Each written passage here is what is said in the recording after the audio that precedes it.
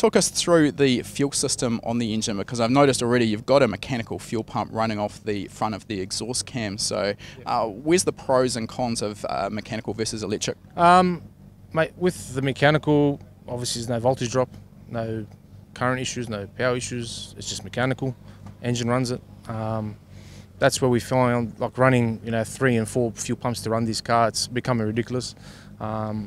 Your alternator can't keep up, you're running a dash, you're running all these electrical items in the car, and it's just too much power going on through the car. So we found that the mechanical system, it runs more efficient. The voltage is where you want it all the time. It backs it up back to back. If there's a voltage drop, you lose fuel pressure, none of that. So that goes all out the window, and the car's consistent. So one of the problems with a mechanical fuel pump is we see that, particularly when you're trying to start the car at cranking speed, they're not really operating fast enough to build up fuel pressure. So how are you dealing with that? Have you got an electric primer pump as well? Yeah, we're running an 044 Bosch, just with a one-way valve. So it's just basically the FuelTech controls it just on the crank. So once you actually crank the car, the pump works, and then once it actually sees RPM, it turns off, and the mechanical takes over.